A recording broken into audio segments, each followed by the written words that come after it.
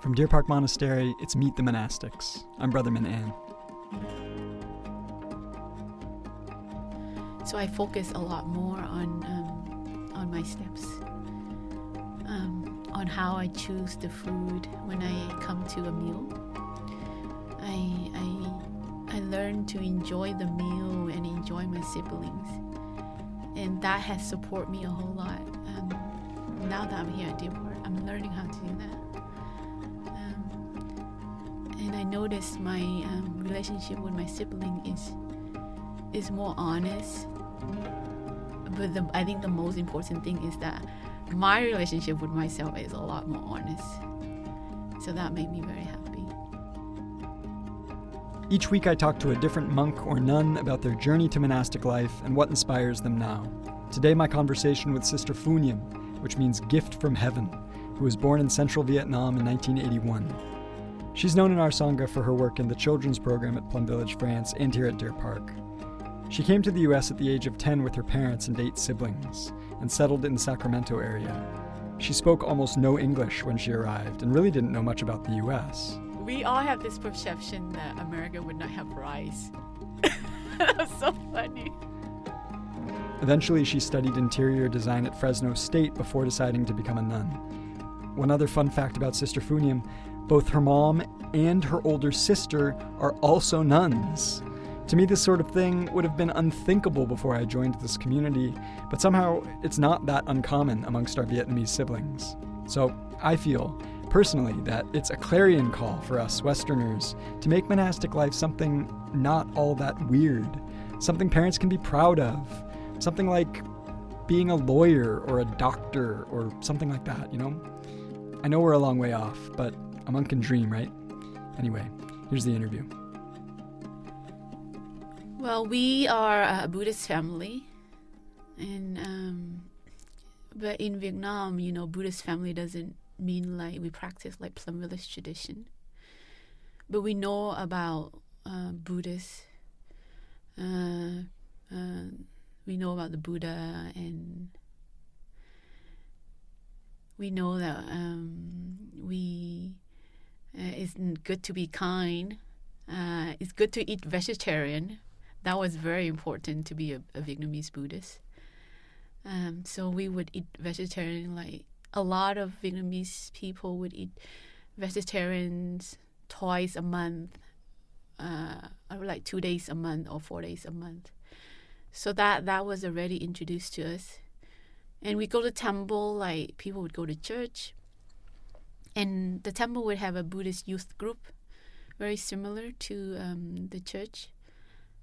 And I think that's where a lot of young people were introduced to Buddhists, because it's a fun program to introduce young people to the religion, and also a way of life.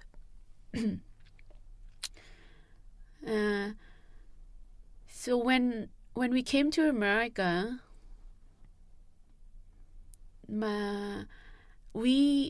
I have a sister that came before us, and so she introduced to us to Plum Village because she already knew about Plum Village, and she introduced the practice and also the temple where we went.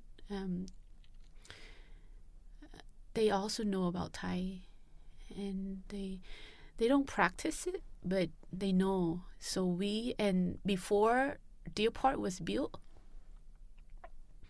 Thai would go to Northern California, and there's a temple up there on the mountains who was owned by Thai's friend.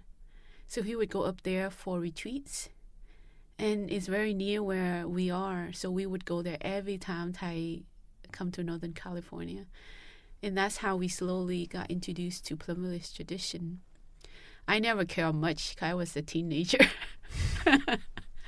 I saw him and it's like, yeah, and ran around, you know. And I saw many brothers and sisters. So when I ordained, they all know me. So then slowly, And my sister, siblings, they would always want you to become monastic if they already one. So your sister, when did your sister become a nun? 94. Okay. Yeah. So and you were like 14? Yeah. Okay. 12. 12, 14, huh? Okay. Yeah. And what did that, how did that impress you, or how did that resonate with you when she became a nun? Nothing. Nothing, huh? She chose her life and would say, okay. But she really wanted to become a nun. Uh-huh. And we supported her. But it doesn't, we weren't like, whoa, or like, oh, that wasn't any of those things. Yeah, I think that's a nice thing about our family. Is like whatever we chose to do, is we all support whether we like it or not. It's just like, okay, yeah, this is what you want. Were you very close with her? How much older is she? She's 12 years older than me. Okay.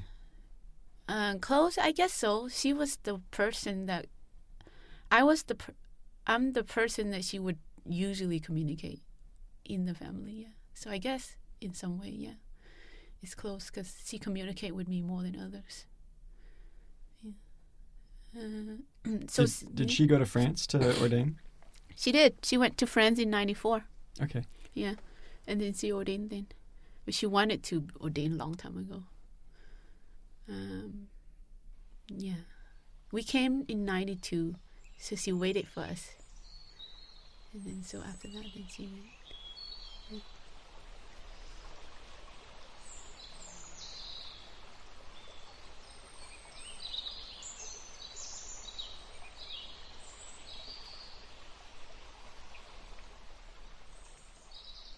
So she ordains, and it doesn't strike you in anything like, oh, you didn't have the thought like, I'll become a nun like her. No, I did not, because I was also going to a Buddhist youth group, and I also enjoy that. And I was happy with my life.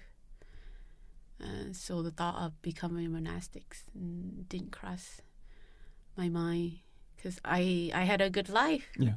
And I have friends and families, and until I finished college, graduated, and I started working for like a year. And the working environment, it was very, very different from how I was brought up. Where were you living? We moved to Stockton, which is near Sacramento. But then by that time when I finished college, we moved to Roseville, which is closer to Sacramento. And so I was there, and then I started working in a commercial interior design firm. And that lifestyle was different. I noticed I started drinking a whole lot. And that was like a big change to me. And because of my career, I had to socialize a lot more. And the conversation just kind of detoured me in a way that I'm not used to. And then my sister came and visited. And I was like, oh, maybe I should give something else a try. So I did. I told my boss, like, okay, I'm going to take a break. After 1 year, I was like, I'm going to take a break. And my boss was like, you're crazy, It's like, she's like, what's going on? So I did. But I think also it's because part of me, I want to change firm also. So I thought if I want to change firm, then I would do that. I would take a break and then I change a different company. But at the same time, then I or continue with school. So I went to Green Mountain Dharma Center and stayed there for like a month and a half. And that's when I realized, wow, this is what I had been looking for. And this is what I had been brought up with. at home. And so this is just a continuation of in a more intense way of living that I was searching for. Within that month and a half, I realized that. And then there, Sister Jungduk was there. So I told her that, maybe I want to give this a try, monastic life. So she asked me to write a letter, and then she sent the letter to Thai. And so, yeah. And afterward, I went home, and then I told my boss. And then I came to Deer Park for like 2 years as aspirants.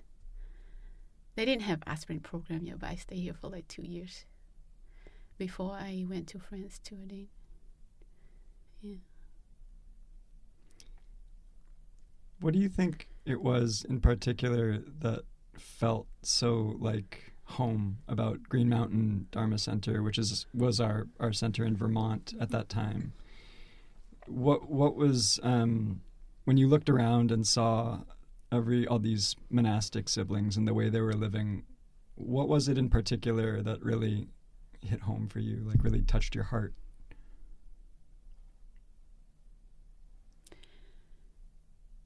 I would say it's the same thing where that Deer Park is offering right now. It's just the energy that you are in, the environment that you're in. You just feel at home because it was the way it was cultivated.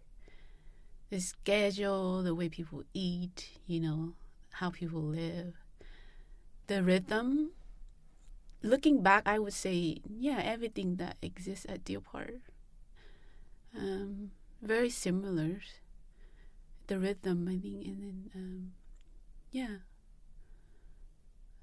because it was a big contrast from the rhythm where I was working, and it's very obvious that wasn't something I want.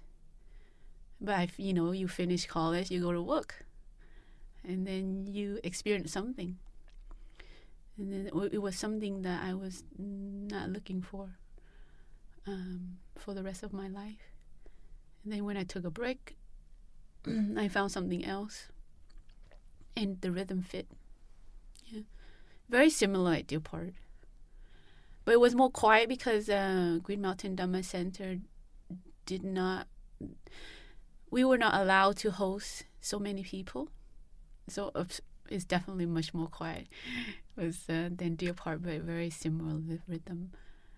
I noticed that it doesn't matter how many people we host, but if we continue with the schedule, the kind of schedule and practice that we have, the energy is the same. Even though we have like I remember when we have Thai at Deer Park Monastery, and 1,000 people would come, and it's the same. You don't feel like there's a big rush when you do walking meditation or eating. Even though there's a whole new system, there's shift. Some people have to eat before and other people have to eat after. But I don't remember there was such a noisy, such a big deal of distraction and bothering people and things like that. Yeah. So definitely very similar to Deer Park. So you ordained in what year? 2008. And you lived after 2 years as an aspirant at Deer Park, you lived in France for a time? Very short time. Okay. 2008, September 2008 until spring 2010. Okay. And then you came back to Deer Park? I came back to Magnolia. Ah, I see. They wanted to start Magnolia. So you helped start Magnolia. Yeah, so they asked a group of us to go there. Now I still don't know why, but I did. Why you said yes, you mean? It wasn't like no. It was not a choice. But it was fine. I mean, looking back, it was fine. But I remember I cried a whole lot. Oh, about having to leave. Having to leave, and yeah. It Well, wasn't a force, but I didn't felt like I had a choice. Yeah. What was it like to start a new center? It's a lot of work. Uh-huh. Especially when I kind of have a sense that I has to be like the one that guide most of the stuff. Like, I have to do pretty much like I would say like a leader, like guide people to do this, do that, because not a lot of people. There were many monastics that came from Bát Nhã, from Vietnam, to come and support us. Bát Nhã was our center that was closed in Vietnam just a few years after it opened. Mm-hmm. So many siblings were also very new, and then had to go to other centers. Yes. So even though you had only been ordained like 2 years, 2 you were years, like an elder sibling. I was not. See, that's the problem. I was not an elder sibling. I didn't act like one, but there's a lot of responsibility that I felt like I have to fulfill. And I think that was the suffering that I had. Because I grew up in the U.S., so it looked obvious, Mm. You speak the language, you know how to drive, you know the culture. So it's not that someone's forcing you to do it. It's given. And I would feel awful if I don't, like, some people ask, like, oh, let's just say one of my siblings is sick and I cannot take that person to the doctor, So there's many things that's very necessary when you start a center.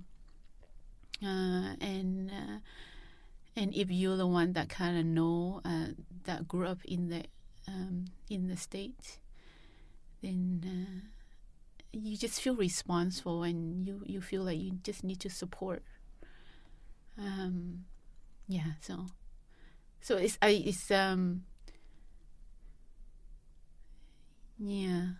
I remember it was a hard work because I remember every day I would have like stomach ache and migraine. That's when I know it's like, oh my God, it's over the war. But looking back,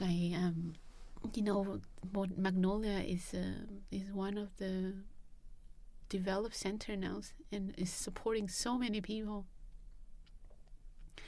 Yeah, so I'm happy that it's existed now, and many of our siblings are staying there.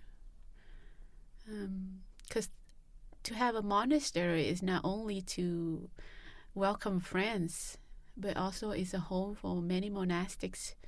Not only Plum Village monastics, but other monastics can come and have a home to stay. So I think that's very important, because there's not a lot of home for monastics that we feel comfortable in the world right now. We might have a lot of monasteries, but there might not be a lot of place where people feel at home when they come.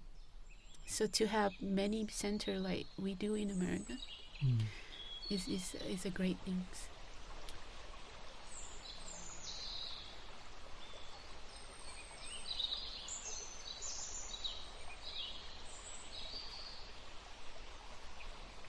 I think a lot of people might be surprised to hear you say that you had like stress coming up and stomach aches and migraines and so on. I think there's this perception of monastics that we would never like overwork ourselves or something like that, and because we're often talking about encouraging people to work less and also to have a new relationship to the way that they work so that stress doesn't overwhelm them.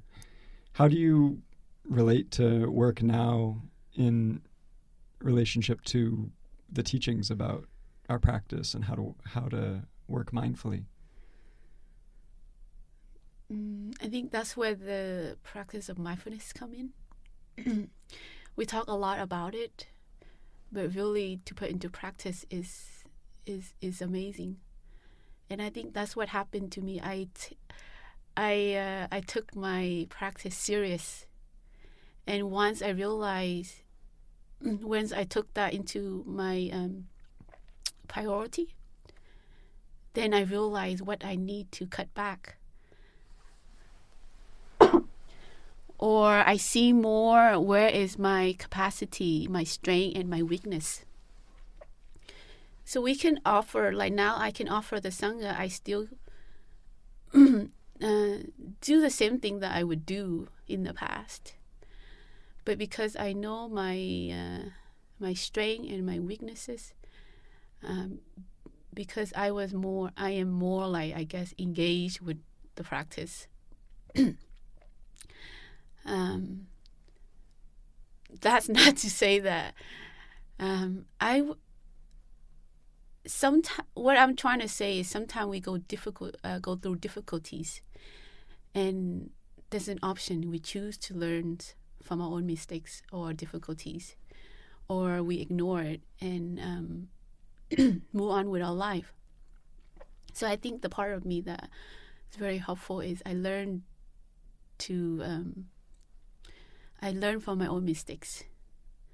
And I learned not to repeat them so much, at least not so much, where it would, like, if I know that I have stomach aches 3 hours every day, I would stop something and then I would do something else, which I did.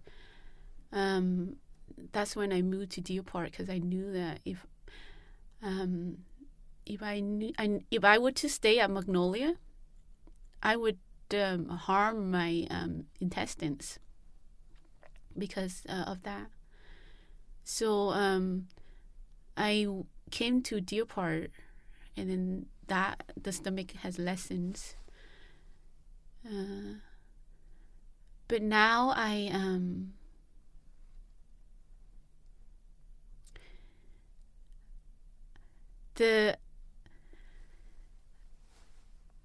it's not that I didn't take the practice serious before. It's just because I think I was focusing on something else, like supporting my Sangha, supporting what was needed. And then and in a monastery life, if you were able to stay here for like 3 months or a year, you'll see that we would always have something to do. And I think that's what I did. I was always running, supporting the Sangha, supporting my siblings, supporting our lay friends that come to the monasteries. So I was always doing that. And I was forgetting of the... I don't think I was forgetting, but I didn't pay so much attention into the basic practices and slowing down and noticing that I was having crazy migraine and stomach ache. And I was tiring. That's also the harm of being young, because you recover so fast. And so like you sleep and then you're like better almost when you are in 20s and 30s. So I think that, but now I learned that, that I still can do all that, but the priority is to take good care of myself. Yeah.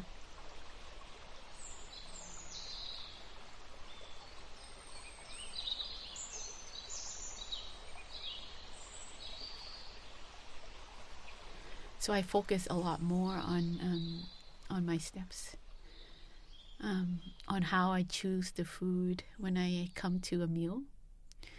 I learn to enjoy the meal and enjoy my siblings, and that has supported me a whole lot. Now that I'm here at Deer Park, I'm learning how to do that. And I notice my relationship with my sibling is more honest. But I think the most important thing is that my relationship with myself is a lot more honest. So that made me very happy. And that gave me a lot of strength to continue to do for myself and also for the Sangha. Yeah. Yep. It's just beautiful the way that we find ways to practice with our habits. I feel like even as a monastic, we still have... I just think that a lot of people have this idea that monastics like always only work a certain way, would never get stressed out about something because we're like these perfect practitioners or something. But it's amazing the way that like suffering or going through a difficulty will wake us up, and say like, actually, you're not practicing, or you're not practicing the way that you need to practice in order to be happy. Yeah, and everyone is different, I think my way of living life is my way of living life. So, but each of us mindfulness can help us to see what we can improve and how we can enrich our life. Yeah. So, like Brother Minh An, way can be different, but it can be very rich in his life. Yeah. And so it's not to say that, all of us has to be the same, but definitely all of us need to practice. That's for sure. But how we get there it can be different. So to continue with this theme of family, your mother ordained when? I ordained in 2008, and I think my mom ordained in 2010. Wow. Yeah. So were all of your siblings like kind of competent at that point? My sibling were, not my dad. No, huh? No. Because we're quite a tight family. And when my mom left, my dad felt like half of him have left also. So not until I think just last year or 2 years ago that he would not visit the monastery because it would bring up too much pain. So I think just recently, the past 2 years, he comes sometime to visit us. Yeah. Wow. That must have been really hard on the whole family. Yes. Because I ordained and then my mom ordained. And we're quite a strong support for the family. So, yeah. And have you lived with your mom most of your time as a nun?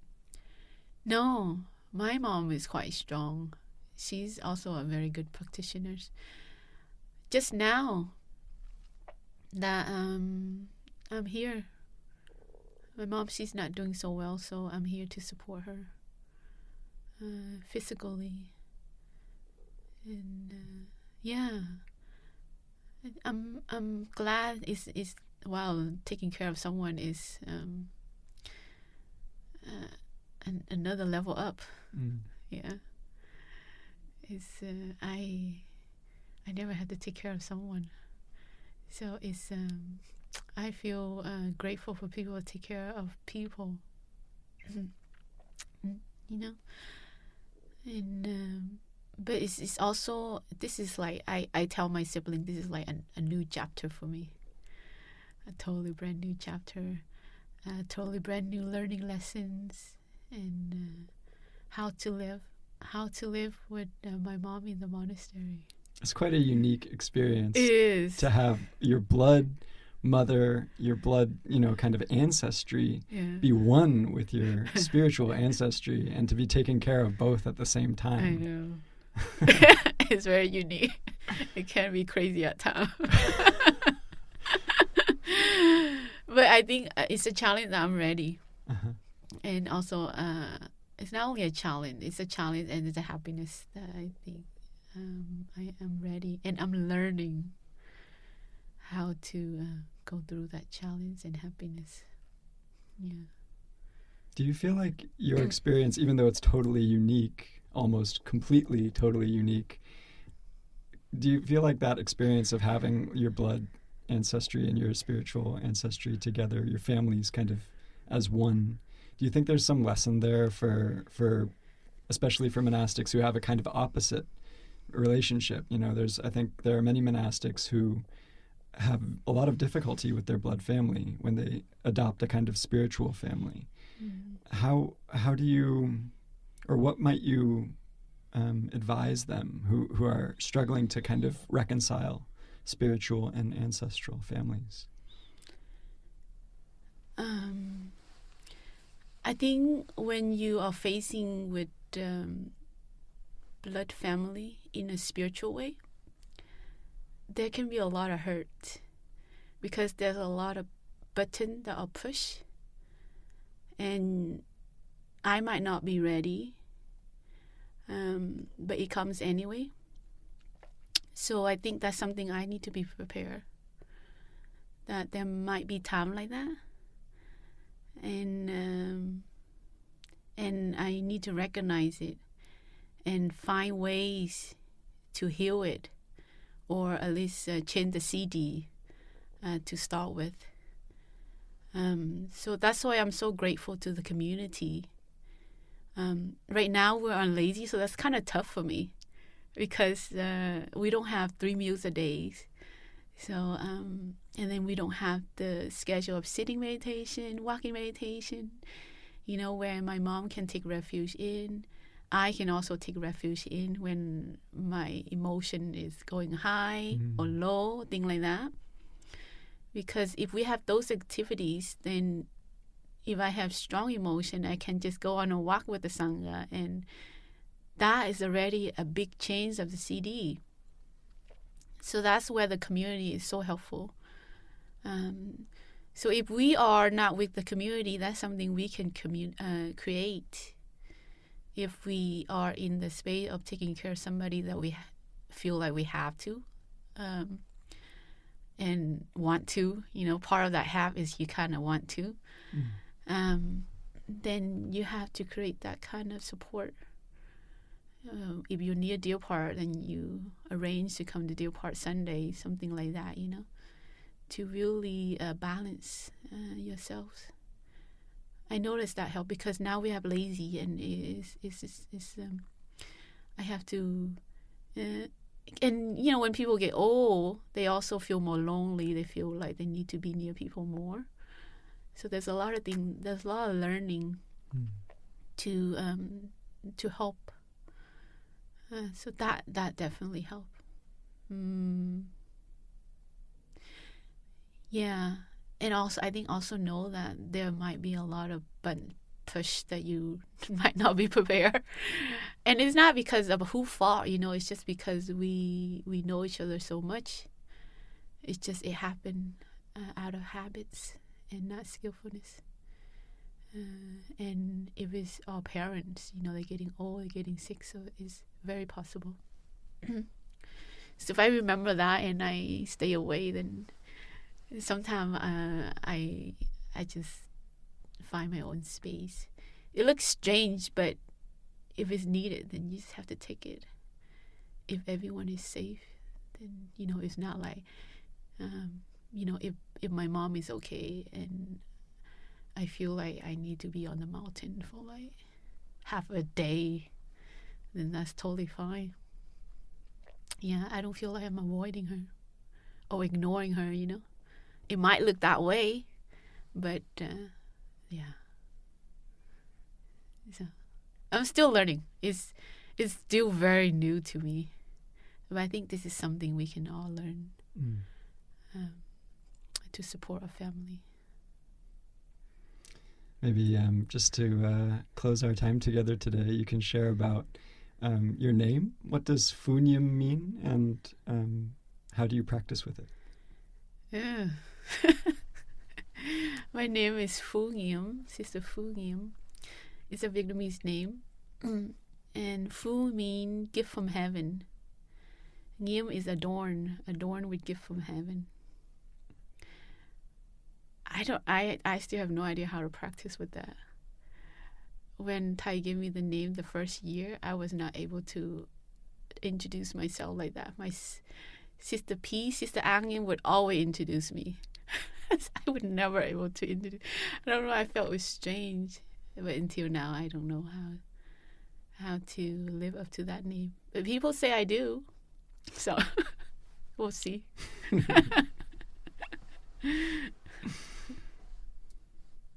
And maybe just anyone who's listening to this and maybe thinking about monastic life, but doesn't really know how to proceed, what might you tell them? Just recently, I had this thought, and I told to my sisters that monastic life is a luxury lifestyles, because there are guidelines and traditions and to support us to live like a princess. Really, I told my sister that to live like a princess in a way that we want to. We can be as beautiful as like a princess. Live well. Live a life that is very rich and very upright. But we choose to do this. And there are community, and there are support in, I guess people would say rules, precepts, trainings. There are trainings to help us to be that way. We have precept and 5 manners, and the 5 manners are for us to be beautiful physically and mentally. So in a way, I feel like it's a very beautiful way to live if you're up for it. Because there are restrictions and there are habits that I'm learning to change. But I see if I am able to live according to the trainings and the 5 manners, I become a very beautiful person, a very kind person, compassionate, and my way of living is very beautiful. That's something I had realized recently. And I talked to my sisters, and they're like, yeah. So I would say that if you are looking for a life that are, you have the aspiration to do that, and you're ready for the discipline, then yeah, it's a lifestyle. I think it's a lifestyle that I'm chasing. I'm learning how to live, and each day is only enrich my life more. I notice that my relationship is better because of it. My way of seeing things are more positive because of it, and I am more open to the world, I guess, to natures, to differences. Because a lot because of the training and the teachings. It's a lifestyle. Just like, in a way I see it is kind of like a career. It's another lifestyle, I guess more like a career that helps with the lifestyle. I don't know. But a little bit like I had shared before. If you're looking for that, and you're willing to put your heart into it.